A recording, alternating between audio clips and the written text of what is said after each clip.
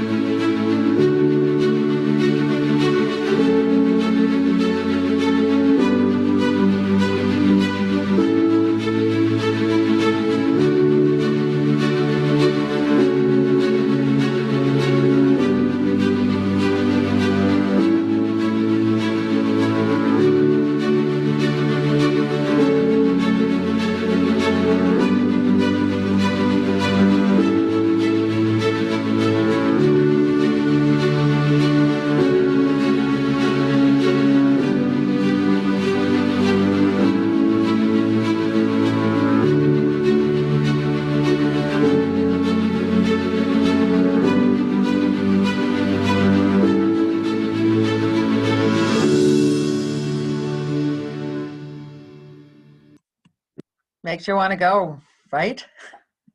So our Explorer, we had mentioned that she has 750 guests, but this just shows you the tonnage and the crew to guest ratio, which I love to be able to talk about, and then where she's registered.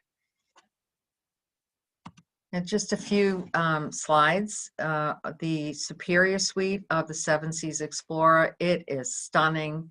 The bed faces the window. They have awesome closet space it's just huge, and large bathrooms. In fact, we've been voted as having the best bathrooms at sea. They're quite large. Then we have our Grand Suite on the Explorer. And of course, this is another, there's another room to the Grand Suite. And then our Master Suite.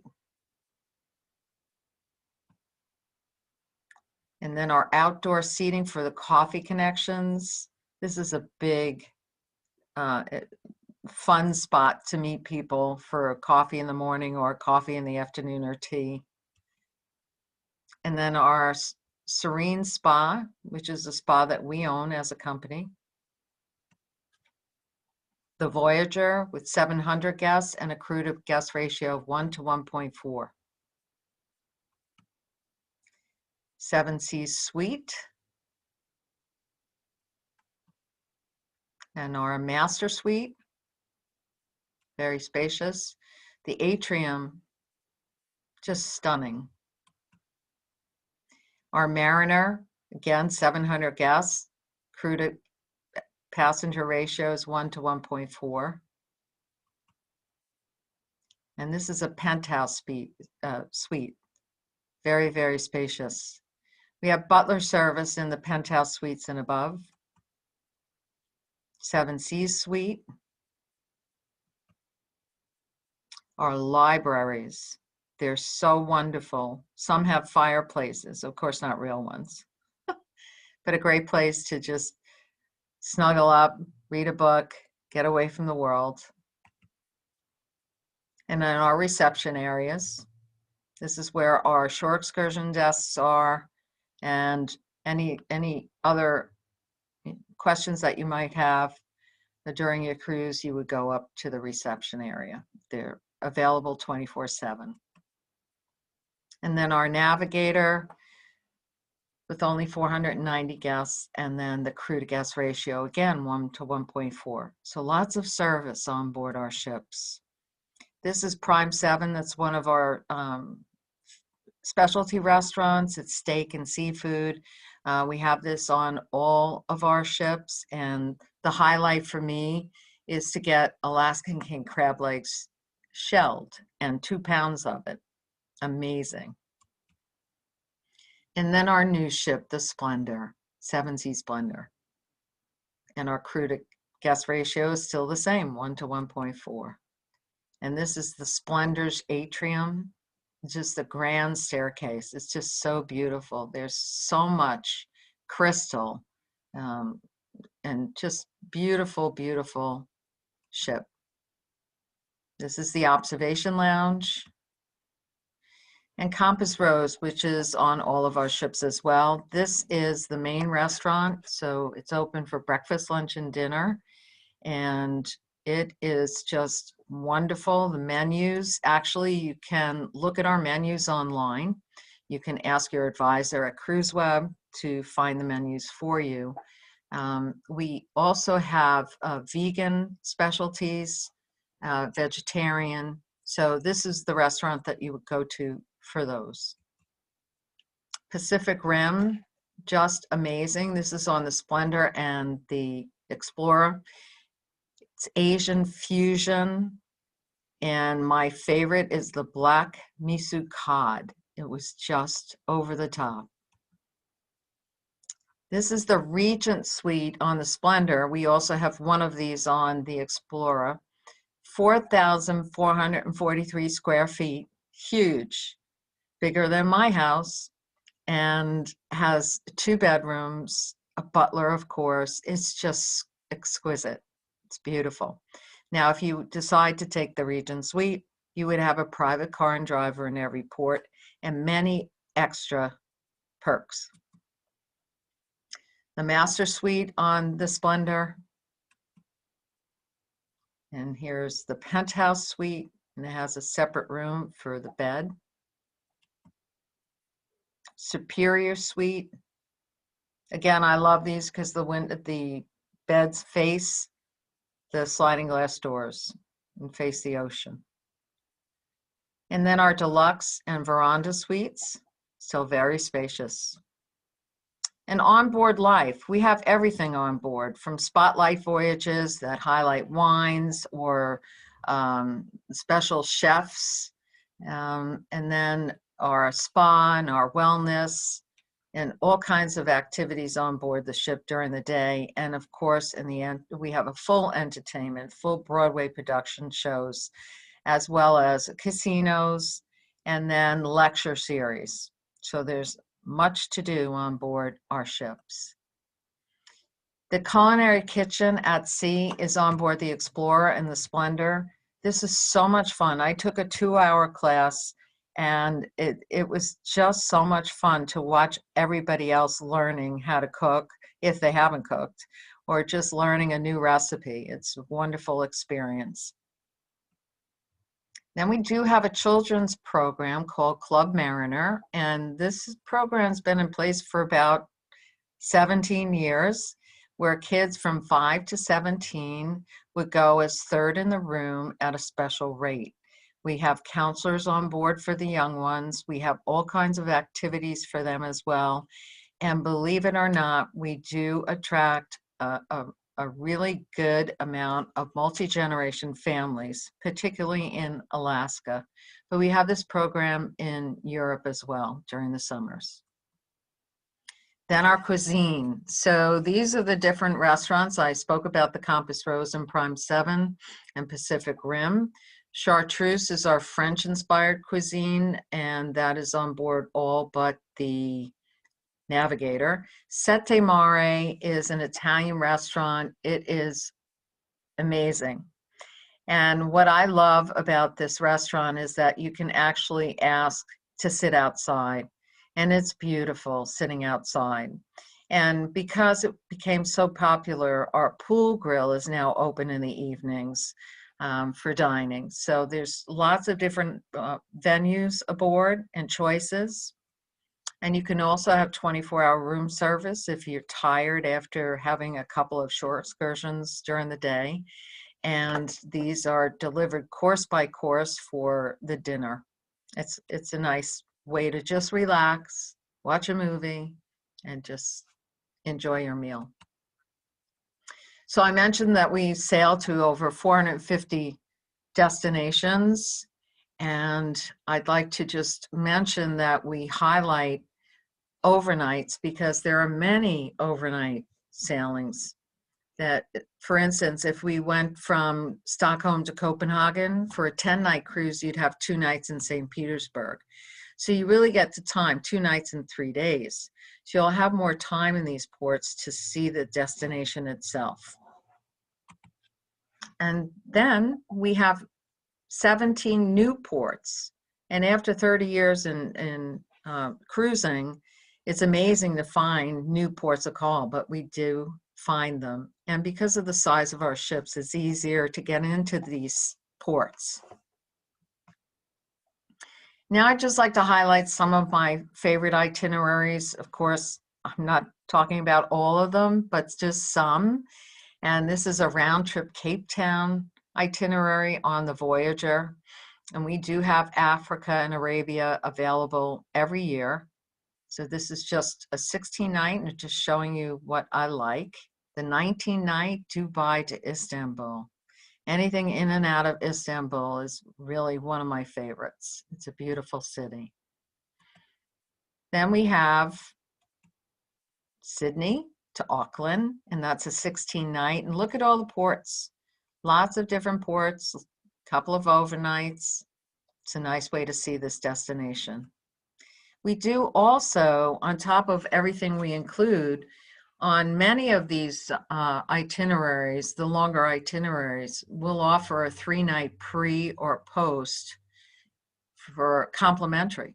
So we do have these available. Just ask your advisor at CruiseWeb. And then, of course, we know where this is. And one of my favorites is Santiago all the way around the Horn to Buenos Aires. And that's a 16-night. And then the Amazon, which has become very popular again. And to get to Manaus, it's 1,000 miles of cruising up the Amazon River to Manaus. And then, of course, our Europe, Venice to Barcelona. And look at really all the ports of call. So we're very, very port intensive. If you want to see the destination, and we'll arrive at a port and we'll clear within 45 minutes max. And you're on a shore excursion with maybe 20 people, it could be 10 people, or you can have a private car and driver. So there's lots of choices in these ports. And then round trip Athens. And our Northern Europe, just to show you the Copenhagen to Stockholm and all the ports that she stops at. And then round trip London, which is really actually my favorite. I love Ireland, England, Scotland. It's a beautiful itinerary. Navigate the World. We launched this in September of 2020, and it virtually sold out. Now we have a couple of suites that opened up, but 143 nights, and this is where she sails. And of course, there's a lot of extra inclusives for this world cruise.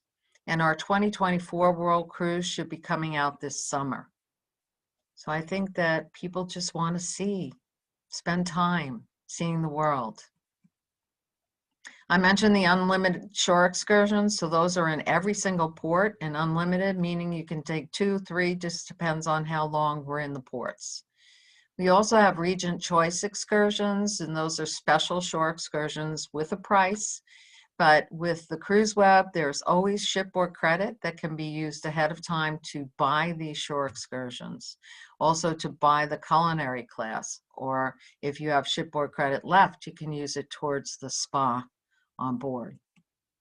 Regent Connect is a new program for 10 or more people, and it's usually based around a group of friends or a family group, where you'll have special shore excursions ashore that you choose, and then special event on board the ship. Announcements will come to your suite. So it's something definitely, if you're interested, we can give you some more information on that. We also have an exclusive offer for the CruiseWeb, and this offer is savings up to $4,000 per suite for new bookings. And this begins today until the 25th of February. This just gives you an idea, depending on your suite and also the amount of days, how much you would get off. Okay, so this is a per suite savings. And remember, if you are a Regent Pass guest, thank you very much. But you can share your experience by being our ambassador. And the ambassador, every new guest would get 250 future cruise credit, and you would get 250 future cruise credit. And you can accumulate those future cruise credits and use 1,000 of them at a time per cruise. So as an ambassador, you can actually save some money by telling your friends and family and giving them an opportunity to save 250. We also have a brand new offer, and it's a 2-category upgrade. If you're in category A through H, you would get a 2-category upgrade. And then for all of our suites, we're offering a reduced deposit of 50%.